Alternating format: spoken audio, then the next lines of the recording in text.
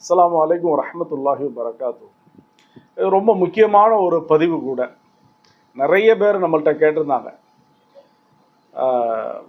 ஒரு மையத்துடைய வீட்டில், ஒரு ஜனாசா இருக்கக்கூடிய வீட்டில் அந்த ஜனாசாவுக்கு என்னென்ன விஷயங்களை நம்ம பின்பற்றணும், ஜனாசாவுக்காக வேண்டி நம்ம மேலே என்ன கடமைகள் இருக்குது, என்னென்ன விஷயங்கள் செய்யணும், அதோட ஹக்கு என்ன அப்படின்னு நிறைய கேட்டிருந்தாங்க. ஷார்ட் அண்ட் ஸ்வீட்டாக ஒரு ஹதீஸோடு நான் முடிச்சுக்கணும்னு விரும்பலை. ஒரே ஒரு ஹதீஸை இப்போ ஃபஸ்ட்டாக நான் சொல்கிறேன். நபி ஸல்லல்லாஹு அலைஹி வஸல்லம் சொல்லியிருந்தாங்க, கஸ்ரு ஆதுமில் மையித்தி கஸ்ரி ஆதுமிஹி ஹையன். ஒரு மனுஷனுக்கு கையை திடீர்னு நம்ம எலும்பு முறிவு ஏற்பட்டுருச்சு, கையை உடைச்சிட்டோம் அப்படின்னா என்ன வலி வலிக்கும்? இதே வலி தான் ஒருத்தர் இறந்தாலும் வலிக்கும் அப்படின்னா.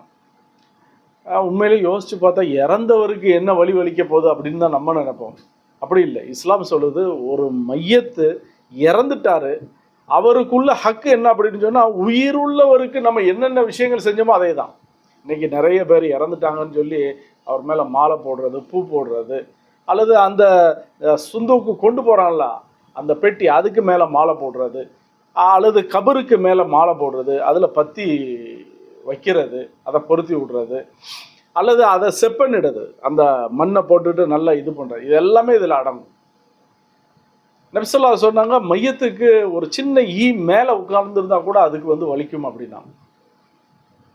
இன்னொரு கவுல் இருக்கு, ஹதீஸ் இல்லை, இன்னல் மையத்தை யூதா ஃபி கபரிஹி கமா யூதா ஃபி பைத்திஹி.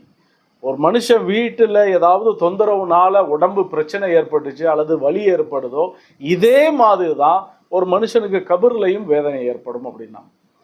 அப்போ ஒரு மனுஷன் இறந்துட்டான், அடுத்த ஸ்டேஜுக்கு போயிட்டான், மறு உலகத்துக்கு போயிட்டானே தவிர அது டோட்டலாக ஆஃப் ஆகிட்டான் அப்படிங்கிறது கிடையாது.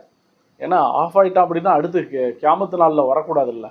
ஏன்னா நம்மளுக்கு ஒரு வாழ்க்கைக்கு அப்புறம் அடுத்த வாழ்க்கை இருக்குது, மறுமையுடைய வாழ்க்கை இருக்குது.